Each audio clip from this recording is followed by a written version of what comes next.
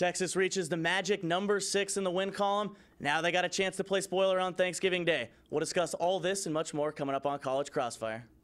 The hell's the rest of them?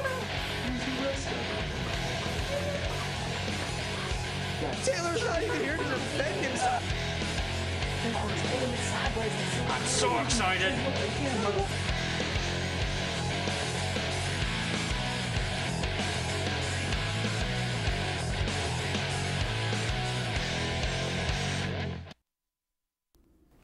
Hello and welcome into tonight's episode of College Crossfire. Got plenty to discuss tonight, but first let's meet tonight's panel.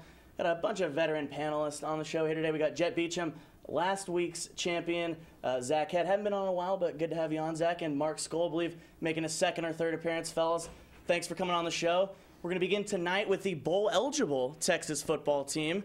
The Horns marched into Stillwater on Saturday and knocked off the Cowboys 28-7. The defense continued to impress for Texas, while quarterback Tyrone Swoops had a bounce-back game, passing for over 300 yards, 2 touchdowns. And key stat here, no interceptions. So, guys, takeaways from this game. Jett, start us off. What I take away really is, of course, the defense has been playing their thing. So, I mean, that's not anything surprising to me personally. But it's just the offense, again, you know, Swoops did have good stats, didn't throw a pick. But I think at the end of the day, the offense had a chance and should have put up over 40 points on the Oklahoma State Cowboys. The defense gave them, didn't let them score until the fourth, got them turnovers, got everything, got great field position for the offense, and the offense still only put up, I believe, it was 28 points. And it's happened before. It happened with the Kansas game. It happens almost every game, it seems, where, you know, once the offense does score, they might have some sort of change in momentum, and the offense has to, you know, respond finally. It's like they wait until they need to respond when they should be racking up points the entire time. So I feel like the offense just, you know, it's inconsistent throughout the entire day, and they don't play 4 quarters. Oh, and then miscues on special teams as well, with Will Russ fumbling that snap, made it 6-0 after the first touchdown. I mean, that could come in huge when you're playing a better team like TCU next week. But Zach, takeaways? I mean, it steps in the right direction. You have to, with the caveat that it's Oklahoma State. They don't have their starting quarterback. J.W. Walsh is injured. I'm just not all that impressed with the win. It is steps in the right direction. I believe UT had 12 more minutes of possession than Oklahoma State, and that's really important because this team does not have much depth after all of the players that were kicked off.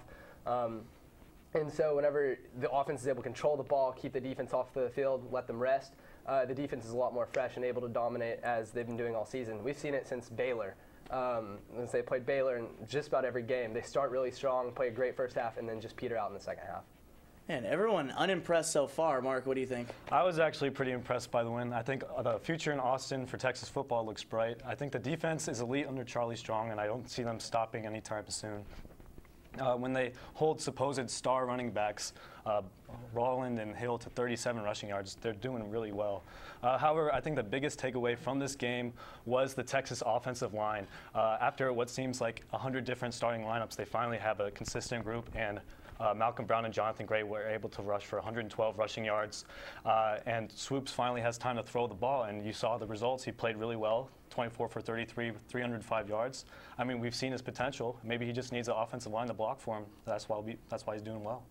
Yeah, guys, I'm going to go with Mark on this one to give him the point for the offensive line. I think it's really big seeing how they've developed, getting that running game going for Texas. It's been huge for Swoops. Maybe we can see him develop a little bit more. But Mark's going to start us off with the point. Now, no game this weekend, but next week on Thanksgiving Day, the Horns will welcome number 5 TCU to town. The Horned Frogs fell out of the top 4 after a less than impressive 34-30 win over Kansas. So since we won't get to it next week, guys, what are the keys to victory for Texas in this one? How much of a chance you giving the Horns pull off the upset? Zach? UT definitely has a chance. It's at home. TCU has struggled the last couple of weeks.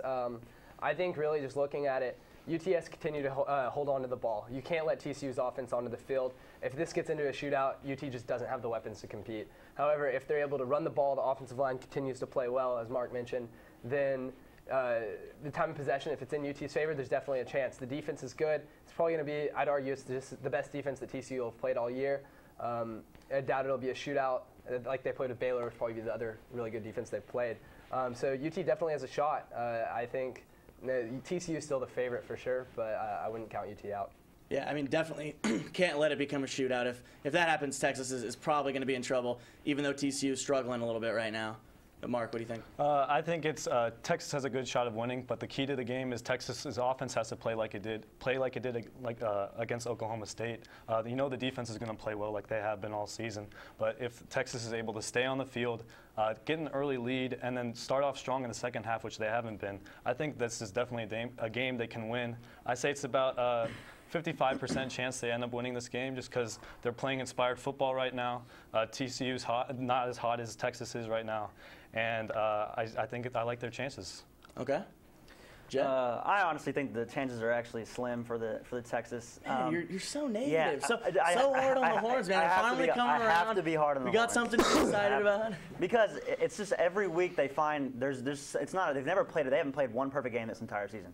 There hasn't been one great game where it's great defense and great offense. It just hasn't happened. True that. And I can't trust the offense, and I still can't. And as I said in the last question, I think the defense will play. I think they will stop Trayvon Boykin. But the offense has to score. They have to score a lot. When they're given the chances, they have to score. If there's a turnover, you have to score on the turnover. No missed field goals, no anything. I think honestly, if they end up, anything less than 30 points, they're not going to win the game. Okay. So what percent are you giving it? I mean, Mark says 55%. What do you think? Personally, 25. 25? Yeah. Okay. Zach, what do you think? 40. 40? All right. I think I'm going to give Zach the point on this one. I think time possession is going to be huge. Jett, you mentioned offense. Obviously, going to have to score a lot of points. But I think if they got to keep the defense off the field as much as possible. Offense got to hold on to the ball. Definitely. Zach going to get the point on this one. Guys, moving to the hardwood now. The Texas basketball team opened regular season play this past weekend with blowout wins over North Dakota State and Alcorn State. What, if anything, did you guys learn about this team after beating up on some weaker opponents? Mark? Well, what we learned is that Texas has a really good basketball team, and they're really deep. I think they haven't played anything close to perfect, but perfection doesn't happen in the first two games of the season. Miles Turner had a pretty good debut. I think he needs some fine-tuning with catching the basketball. Isaiah Taylor, he played pretty badly the first half against North Dakota State, honestly. He only scored 2 points, and it seemed like he missed every single shot. But he was able to turn around, scoring 18 points in that game. And then against Alcorn State, he scored 12 points. So I think if he plays like he did against the second half, in the second half against North Dakota State for every half, they're going to be able to compete with some of the better teams. And we also learned that they have one of the best front courts in the country with Ridley, Turner, and eBay. I think they're going to be great. And then also, watch out for Jonathan Holmes. He's playing really well, senior Jonathan Holmes. He's shooting 900 from the field with 24 points in 2 games. So I think he's How many shots is he taking? like 20. Okay. Yeah, so he's done pretty good. 24 points, 2 games, 12 points average. Hey, I'll take it. Jett, what do you think? Look, I'm going to mark on this, and really the main point is Texas is deep. There's a lot of depth on this team. When you look at it, the third string down low guy is Prince eBay. That's not too shabby, okay? Because he's a long guy, block shots, and honestly, not many people can drive on Texas right now. It's going to have to take a lot of outside shooting. Is the Big 12 up for it? I'm not sure. But I think, even as he mentioned, Jonathan Holmes, great shooting. Isaiah Taylor, he can drive the hole and then kick it out. And I think Texas just has there's a lot of people. And Javon Felix is actually a pretty decent backup. And, even with the other freshmen that are coming in, like Barnett, Texas has a really great shot, even with their second stringers. Yeah, and I think a big thing, you guys are all mentioning depth. Zach, we haven't gotten to you, but what do you think? I mean, these games didn't teach us anything we didn't really know. Texas is big. I mean, you kind of know that looking at the roster. They have 5 guys who are 6'8" or taller, and all of them, or 5 guys within the rotation that are 6'8" or taller. I think they're starting Lammert, Holmes, and Ridley. All of them are 6'8". Ridley's like 6'10", and you're bringing Turner and eBay off the bench. That's just ridiculous size. The only team in the country that even matches up with that is Kentucky. And luckily, we see a Kentucky-UT matchup, and that'll really teach us a lot about this team. One thing that I've seen so far that I have seen as a very good sign is last year the downfall of UT is we could not shoot the ball. Felix could shoot a little bit, someone would get hot occasionally, but if UT was down, there really wasn't too much of a likelihood of a comeback just because you need a three-pointer to come back. This year, starting off small sample size, you have to admit that there's 2 games. Well, who's shooting the ball right now? Holmes and Taylor are both 2 for 3 from the three-point line. They shot 48% against Alcorn State. They shot 32% against North Dakota State, but there was like 4 misses in the last 2 minutes of garbage time that just add into that. So I'm a little bit optimistic about the shooting. If that can turn around, this is a very dangerous team. Okay. I think I'm going to give everyone a point on this one. That's going to take us to our very first break of the night. We'll be right back just a few minutes here on College Crossfire. Scores look after round one. We got Jett with 1, Zach and Mark tied atop the lead with 2. Now, last night, the latest college football playoff rankings were announced, and as always, there was some controversy. Alabama jumped up to the number 1 spot after knocking off then number 1 Mississippi State. Oregon and Florida State both stayed put at 2 and 3, and Mississippi State replaced TCU in that number 4 spot even after the loss to Alabama. Now, guys, are you in agreement with the committee this week? Jett, what do you think? Well, I mean, honestly, I would only change one, and that's just the 1 and 2. I think even though Florida State, maybe haven't been as good as they were last year, they still haven't lost a game. And I think, you got to put that above Alabama, even though Alabama has been impressive, except for the 1 loss, of course. And so I just think, honestly, it should be, Florida State, then Alabama, then Oregon. And I think Mississippi State does deserve that spot, even though they lost. They didn't lose by much. It was in Alabama, hard place to play. And so I think Mississippi State, among those 1-loss teams like Ohio State, Baylor, and TCU currently right now, I think their resume is a lot deeper and a lot better and a lot more impressive. So I think, honestly, it's a great thing. I just think 1 and 2 need to change. Okay. So you think it should be Florida State 1, Bama 2, Oregon 3? Yeah. And then Mississippi State 4. Yeah. All right. Zach, what do you think? I think the committee got it right. ACC is not good. They're not. Florida State hasn't played anybody. So I look at it. Alabama, they've ran the gauntlet and they've only have 1 loss. They beat the number 1 team. They're the number 1 team in the nation. Then Oregon, they're really good. They've been solid on offense all year. They're heating up. I like Oregon at 2, and I have Mississippi State at 4 as well. Just comparing the resumes, they have similar levels of wins as TCU or Baylor. They've beat A&M, they've beat LSU, Auburn, all those teams when they're at their peak.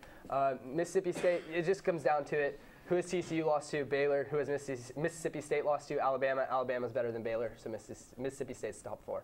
I do think Mississippi State probably does deserve that 4 spot over TCU if we're both looking at 1-loss teams here. Yeah. But some of their wins that you're citing a little bit there, I mean, a big win over Auburn and then win over LSU. I mean, the more those teams start to struggle, they lose their luster, but a lot of TCU's wins as well. Oklahoma State's kind of fallen off a little bit. West Virginia's on the decline.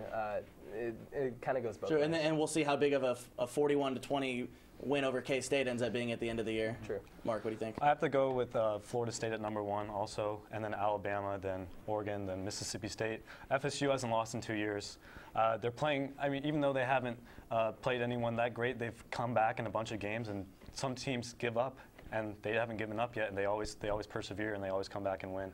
And then I have to go with Mississippi State in that last spot, just because their only loss came at Alabama, and they could have won that game. Dak Prescott threw 3 interceptions; they still could have won. So, and TCU and Ohio State aren't that good enough as compared to Mississippi State. So I have to agree with the Jett on everything. Yeah, I'm going to give Jett and Mark the points on this one. I think the committee got it right because at the end of the day, if Florida State just wins out like they're supposed to do, and if they lose one of those games, they definitely don't deserve to get in as a 1-loss team. Not at all. But I still think right now, I mean, putting them at number 3, I feel like it's a little bit disrespectful for a team that hasn't lost it in a couple of years. I think it's 26 straight games. So Jett and Mark going to take the points on this one. Talk a little college basketball for a minute now. Only about a week into the season, but we've had some good matchups so far. Duke, Michigan State. Kentucky, Kansas last night. Let's get a real quick season preview, guys. What should we be on the lookout for this year? Zach. Look out.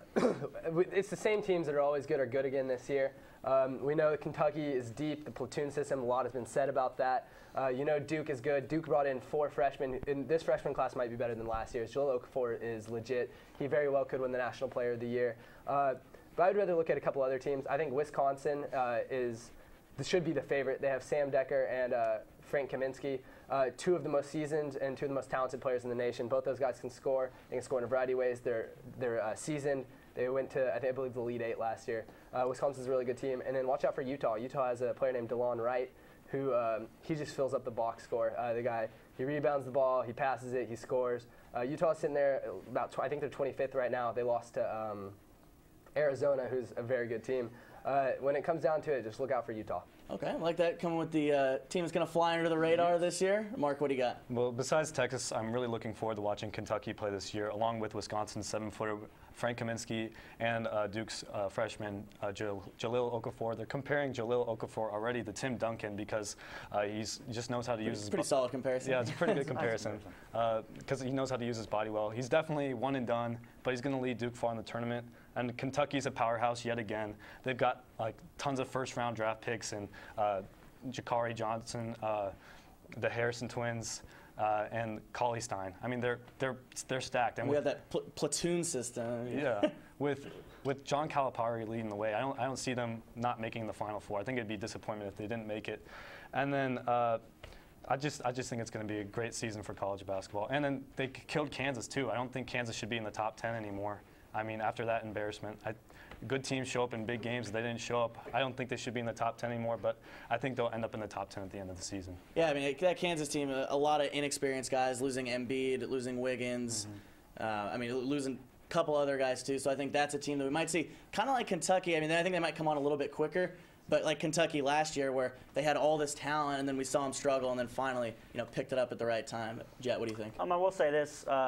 That Kansas-Kentucky matchup really makes Texas look really good and a great chance to win the Big 12 this year. Just because I think experience a lot of times takes over, and that's why I'm not too sold on the Kentucky team yet. They did have a great performance, and it might just be a little hype at the beginning of the season. But they return a lot of guys from last season. I still think a lot of guys that played in the championship game. Kentucky's legit. I mean, maybe Final Four, but I don't see them winning the championship. I think, as I said, Wisconsin with Kaminsky. I really think you need to have a solid leader, maybe a junior, senior on your team. And I think that's what Kaminsky is. And they watch out for Duke as well. Even Michigan State. Watch out for the small Michigan State school. Even Tom Izzo usually brings stuff out of the bag at the end of the season and watch them in the tournament. Yeah, they're always in there at the end of the year. I think I'm going to give Zach the point on this one. I like that he came with Utah, a little different there. Yeah, the team to fly under the radar there in the Pac-12. To the NFL we go now for a quick minute. We're going to check in on the Houston Texans. Coming off a bye week, the Texans were in need of a big win over Cleveland on Sunday to stay in the playoff hunt. And that win is exactly what they got. In his first start as a Texan, Ryan Mallett led the team to a 23-7 win over the Browns. Houston now 5-5 on the year, barely hanging around, looking at a chance at one of those AFC wildcard spots. Also, guys, only one game out of the AFC South division lead behind the Colts. Are the Texans a playoff team? Mark? In my mind, the Texans are not a playoff team. Right now, they rank 11th in the AFC in the playoff standings, and they're just their resume isn't that impressive. I mean, I don't think Cleveland's that good without Josh Gordon. Without a good quarterback, I don't see them going far at all. Maybe if they get a quarterback next year, they'll make the playoffs, but I don't see them going anywhere with Mallett or Fitzpatrick under center. Okay, Jett? I can't take the Texans right now. The AFC is littered with teams that are 6-4 and 7-3. Right at that midpoint. So the Texans might have a chance, but just thinking about other teams like you got the Chiefs, the Dolphins are actually good this year. The Chargers. It's just there's so many teams and there's so many divisions that are still within one game. But I just think the Colts are going to run the table, and so they have to vibe. They are going to have to fight for that wild card spot. But there's too many teams in the AFC right now that are ahead of them for that wild card spot, and I don't think they're going to take it. Pretty easy schedule rest of the way, though. I mean, they got the Bengals, a team that's coming off a big win over the Saints, but they also do have the Jaguars twice, got the Titans once, so pretty easy schedule. I think they'll drop a couple too, and there's just too many teams ahead of them right now. I think it's too late in the season to change that. Okay, Zach, Texans playoff team? You took the words out of my mouth. I think the Texans are. I have the Steelers as the first wild card, and I think the next wild card is it's kind of up for grabs. I think the Chiefs are probably in the pole position right now. But looking ahead, the Chiefs have a tough schedule down the stretch, and the Texans have a cakewalk. They have probably one of the easiest schedules in this last 6 games. And they have the best player in the NFL. J.J. Watt is the best player in the NFL. And if they can just get competent play out of Ryan Mallett, this is a team that can definitely challenge that playoff spot. And ultimately, I think they'll get it. Okay, so you guys are – Jett and Mark are both saying they're not getting it, and Zach's saying for sure they're getting it? I'm not going to say for sure. Okay. Hey, well, I think they have the best. I think they're most likely to get it after the Steelers. Steelers get one. I think they'll get the second one. Well, I'm just not sure where they are City has a set tough on the schedule down the QB. stretch. On the QB, Mallett did have himself a decent game, but can he have a decent game along? Are they going to stick with Mallett? Like, what are you going to do? They still haven't decided. Are the Browns that good though? Like they're actually decent this season. Yeah, it was actually pretty decent. Texans have actually at 5-5. They've won 5 games that they were definitely supposed to win, and lost 5 games that they were probably not supposed to win. So. I think I am going to give Jett and Mark the point on this one. I still think we need to see a little bit more from Mallett, but like we both said, Zach, pretty easy schedule to finish out for them. So I wouldn't be surprised if they do make the playoffs. And it's going to be time for our final break of the night. Coming up next, it's our rapid fire round. Stay tuned. It's College Crossfire. Thanks for sticking with us tonight here on College Crossfire. Let's take a quick look at the scoreboard before we get into rapid fire. We've got Jett with 3, Zach with 3, and then Mark in the lead with 4. Guys, let's get right into rapid fire. With Texas becoming bowl eligible, much has been made the past few days about a potential Texas versus Texas A&M matchup in the Texas Bowl. The last 48 hours, reports have surfaced that A&M and the SEC are trying to avoid that matchup. Who knows if these reports are true or not? But what potential bowl matchup besides the A&M one would you guys most want to see? Anybody jump in here? A couple potential scenarios, win or lose for Texas that they could. It doesn't matter to me which team, but I want UT to play an SEC team. I have too many friends at A&M who are all about how the SEC is so great and so powerful, and I think the SEC is just a little bit overrated. And I would love for UT to play LSU, Florida. I don't care who it is. Go out and win a game against the SEC. That's all I want to see. But how much do you think that would really say if they won a game over a struggling LSU team? We're a struggling Big 12 struggling. We are a struggling Big 12. But I feel like UT's kind of an on-the-rise Big 12 team. Jett and Mark, what do you guys think? I would like to see Texas versus Louisville. Now, Charlie Strong's old school. I don't know. I just not sure the odds on that, but that would be an interesting. I think it'd be an interesting matchup, and because there's actually Vance Bedford too, Louisville. Yeah. There's actually a lot of Louisville coaches besides Charlie Strong on this squad, so it'd be fun to see them go up against the old squad. Okay, Mark, what do you want to? Well, I'd rather see LSU instead of A&M, just because I think LSU's playing A&M this next week, and I think they're probably going to beat A&M. So if we beat LSU, then we could say that we could have beat A&M. Okay, I like that. I mean, I think it would be better if they just let Texas and Texas A&M play. It would solve everyone's problem. It would take what would normally be a third-tier game and bring it up to must-see TV, almost as big as some of the BCS bowl games used to be. Despite the terrible records. I think I'm going to start everyone off with a point here for rapid fire. So Mark's still going to have the lead right now. We're going to go to the NBA for our second rapid fire. Recently, Derrick Rose made some interesting comments about his injuries and how he's a little more worried about his long-term future here. Now, guys, are Bulls fans justified in their criticism of Rose based on his comments? Anybody jump in? I think they're not justified. I think Rose should take whatever time he needs to come back because they're playing well right now. I mean, we don't want him to get hurt again. He's gotten hurt. But if he takes as much time as it looks like he's going to need, I mean, is he ever going to play an entire season? He wants to play, but he doesn't want to get hurt again. You got to think of those risks too. If he gets hurt again, then he could possibly end his career. But he was talking about being sore in meetings and things like that. Apparently, I mean, I don't know I have no idea what it's like to play in the NBA for 19 years like Kobe has, or 20 years like some guys did. But I do know it's not the same as football. So they don't have a right to be angry with Rose. But Rose worded that statement very poorly, talking about meetings and talking about going to graduations. That's stuff that Bulls fans don't care about. They want to win championships.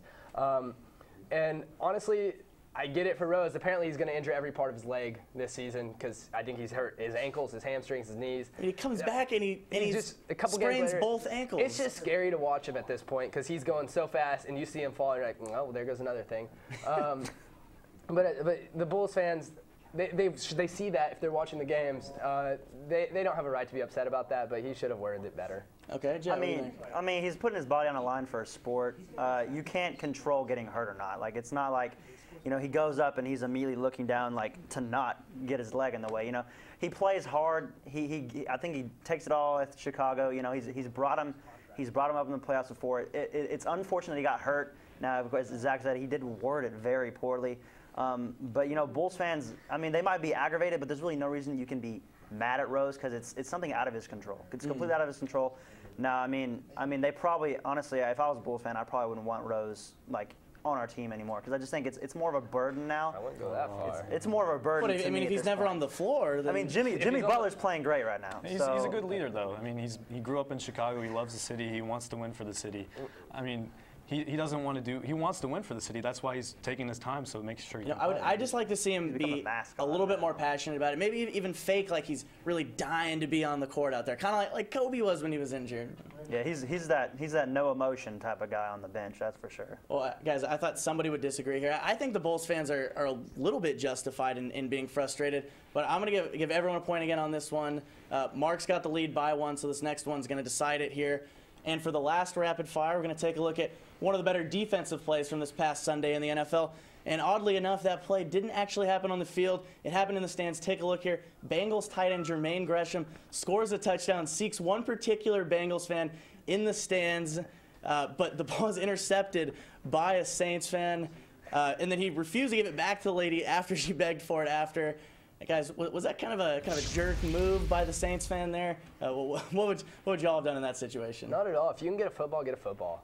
Take one home. Get a souvenir. What do you guys think? I mean, after the Saints were getting destroyed, I'd be upset too. I'd just want to make them as miserable as possible. Take the football away from them. Okay. Like this is a guy, like a grown man, stealing a ball from a sole Bengals fan in this one area. Like, first of all, she's already putting her life on the line just being alone in the section.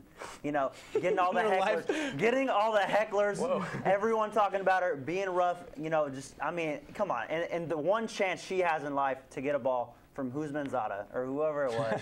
I mean, come on. I mean, she's in the stands too. It's her chance to get the ball. Obviously, it's for her. She's by herself, and you steal the ball. Like, what kind of guy does that? All right, I think the guy's a little bit justified. Just like I think the Bulls fans a little bit justified. I'm gonna give Mark the 2 points on this one, just because he came with the consolation prize argument there. Mark's gonna get his first win on College Crossfire, I believe, right? Yes. Okay. Congratulations, Mark. Guys, thanks for coming on the panel tonight. Unfortunately, we don't have time for FaceTime, but hey, I'm sure you'll be ready to come back in 2 weeks when we have our next show. That's all the time we have for tonight's show. Thanks for tuning into another episode. As always, we'll be right back here, same place, same time next week. Thanks for tuning in. Good job, y'all.